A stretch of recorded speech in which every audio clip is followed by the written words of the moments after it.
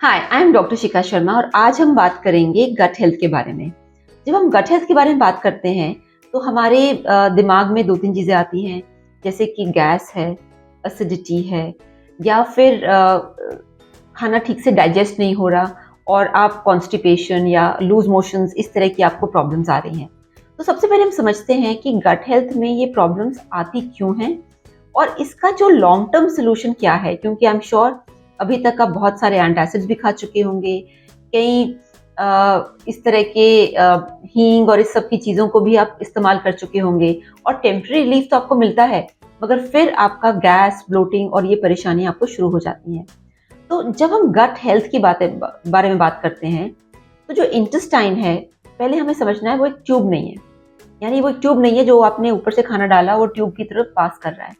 उसके अंदर पूरा एक एक पूरी अपनी दुनिया है और उस दुनिया का एक भाग है आपकी इम्यूनिटी। यानी आपकी इम्यूनिटी आपकी पेट में, इंटेस्टाइन में रहती है। मतलब पेट हम एक जनरल टर्म बोल रहे हैं, नॉट स्टमक, बट आपके इंटेस्टाइन में आपकी इम्यूनिटी रहती है। तो एक ये इसका पहलू है।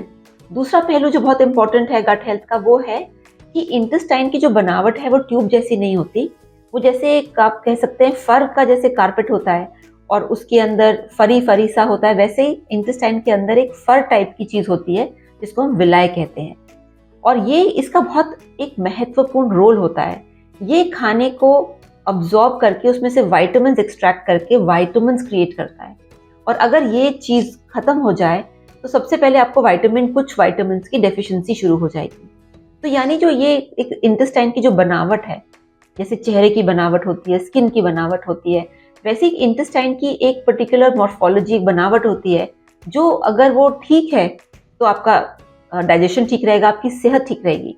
क्योंकि आपको, हम सबको पता ही है कि ये इंटेस्टाइन के थ्रू ही सारा खाना जो रॉ मटेरियल है वो अंदर जाता है हमारे शरीर के, और फिर उसी से हमारा शरीर का निर्माण और शरीर का मेंटेनेंस होता है। यानी हमारा शरीर जो मेंटेन आप देखते हैं वो उसकी वजह से है कि वो सारा रॉ मटेरियल इंटेस्टाइन के थ्रू आ रहा है हमारे पास। तो जब हम गट हेल्थ की बात कर रहे हैं तो जैसे हम कॉमन प्रॉब्लम लेते हैं, गैस हो रही है, उसका मूल कारण क्या है? उसका मूल कारण हो सकता है नंबर 1 कि आपकी जो इंटेस्टाइन में जो अच्छे बैक्टीरिया हैं वो उनकी तादाद कम हो गई है, या आपकी जो ये फर जैसा अंदर इंटेस्टाइन की होता है, बनावट जिसको विलाय कहते हैं, उसकी बनावट में कुछ खामी हो गई है, उसमें कुछ डैमेज हो गया है।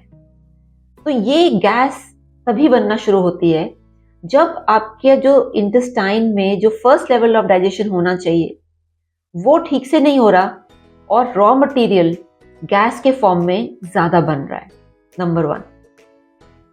दूसरी चीज ये भी हो सकती है क्योंकि आपका इंटेस्टाइन में जो डाइजेस्टिव पावर है, आपके स्टमक के एसिड की डाइजेस्टिव पावर, या आपके, जैसे मैंने कहा, जो इंटेस्टाइन का जो एक फर जैसा जो एक स्ट्रक्चर होता है वो डैमेज हो गया है, तो खाना आधा डाइजेस्टेड ही इंटेस्टाइन में जा रहा है और उसकी वजह से गैस बननी शुरू हो जाती है। एक और चीज जो गैस बनने का बहुत एक कॉमन कारण है कि जो आप तेल इस्तेमाल कर रहे हैं वो तेल, उसके अंदर केमिकल है और वो केमिकल इंटेस्टाइन में जाके रिएक्ट कर रहा है और आपको गैस बना रहा है। क्योंकि gas is a by product of incomplete digestion, या फिर कुछ ऐसी चीजें होती हैं जिससे गैस बनती है, जैसे राजमा है, छोले हैं। तो इसमें इसीलिए जब राजमा और छोले बनाए जाते हैं उसको भिगोया जाता है पहले, और उसमें कुछ जैसे हींग का तड़का लगाते हैं या अदरक डालते हैं या उसमें गार्लिक डालते हैं, जिससे कि गैस ना बने और गैस की दिक्कत आपको ना आए। एक और चीज जो गट हेल्थ में एक एडवांस्ड केस में डॉक्टर्स के पास या हॉस्पिटल पेशेंट जाता है, वो है अल्सरेटिव कोलाइटिस, क्रोहन्स डिजीज। ये ऐसी बीमारी पहुंच चुकी है जब आपकी इंटेस्टाइन डैमेज हो चुकी है, यानी आपकी इंटेस्टाइन में डैमेज हो चुका है और अब वो एक बीमारी का रूप ले रहा है, बीमारी की एक शेप एंड फॉर्म ले रहा है। तो अल्सरेटिव कोलाइटिस और क्रोहन्स डिजीज में क्योंकि आपका इंटेस्टाइनिंग लाइनिंग डैमेज हो गई है, तो इसीलिए आप कुछ भी खाते हैं तो वो आपको डाइजेस्ट नहीं होता और आपको ये सारे सिम्टम्स हो जाते हैं ना। जो इम्पोर्टेंट है हमारे लिए वो ये जानना है कि अपने इंटेस्टाइन में जो सेल्स हैं वो कुछ हफ्तों के बाद पूरे के पूरे नए सेल्स आ जाते हैं। जो इंटेस्टिनल लाइनिंग है उसमें नए सेल्स का निर्माण होता है। यानी आपके पास वो समय है, आपके पास वो कैपेबिलिटी है कि आप अपने इंटेस्टाइन को हेल्दी बना पाएं और बार बार वो चीज़ें ना करें जिससे इंटेस्टाइन डैमेज हो रही है। अब कुछ कॉमन चीज़ें उठाते हैं जो इंटेस्टाइन को डैमेज ज़रूर ही करेगा। पहली चीज़ है खराब ऑयल। अगर आप खराब ऑयल यूज़ कर रहे हैं, केमिकली रिफाइंड ऑयल यूज़ कर रहे हैं, ओवर प्रोसेस्ड फूड खा रहे हैं जिसमें तेल है, या इस तरह के समोसे खा रहे हैं जो कि बार बार रीफ्राइड ऑयल में बन रहा है, या पैकेज फूड बहुत खा रहे हैं, तो वो आपके इंटेस्टाइन को डैमेज करेगा। आज नहीं तो कल आपको सिम्टम्स आएंगे।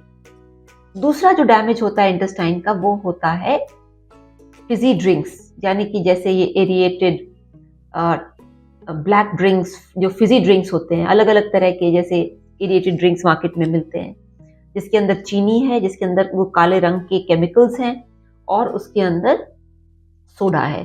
तो ये इंटेस्टाइन को डायरेक्टली डैमेज करता है और इसी से जो मैल एब्जॉर्प्शन और अलग अलग तरह के डाइजेस्टिव प्रॉब्लम्स आते हैं वो इसी का भी एक परिणाम है। तीसरी चीज जो इंटेस्टाइन को डैमेज करता है, अगर आप सिर्फ नॉनवेज खाते हैं और साथ में कभी सैलेड नहीं खाते, पत्तेदार सब्जियां नहीं खाते, फाइबर नहीं खाते। फाइबर लोग आमतौर पे उसको वेस्ट समझते हैं, उसको कहते हैं ये तो वेस्ट है, मगर फाइबर वेस्ट नहीं है। फाइबर हमारे इंटेस्टाइन की जो गुड बैक्टीरिया हैं उसका खाना है। अगर आप फाइबर नहीं खाएंगे तो हमारे गुड बैक्टीरिया को अपना खाना नहीं मिलेगा जो कि एक तरह की प्रीबायोटिक की तरह फंक्शन करते हैं। तो ये फाइबर्स बहुत इंपॉर्टेंट है, ये हमारे इंटेस्टाइन की हेल्थ को बरकरार रखते हैं। तो सिर्फ ये वेट लॉस वालों को सिर्फ फाइबर नहीं खाना, ये सबको खाना है क्योंकि इंटेस्टाइन के लिए बहुत ज़रूरी और उसकी हेल्थ के लिए बहुत अच्छे होते हैं। एक और चीज़ जो बहुत इंपॉर्टेंट है हाइड्रेशन, यानी पूरे दिन हमें पानी खूब पीना चाहिए क्योंकि ये इंटेस्टाइन को क्लीन करता है, हाइड्रेट करता है और पानी से हमारा पूरा शरीर बना है।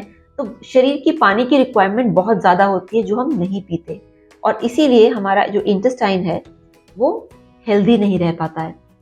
And finally I would say कि मोटा अनाज खाइए, फल ज़रूर अपनी डाइट में रोज़ लीजिए। विंटर्स में बहुत से फल मिलते हैं और सस्ते भी मिल जाते हैं समर्स के मुकाबले।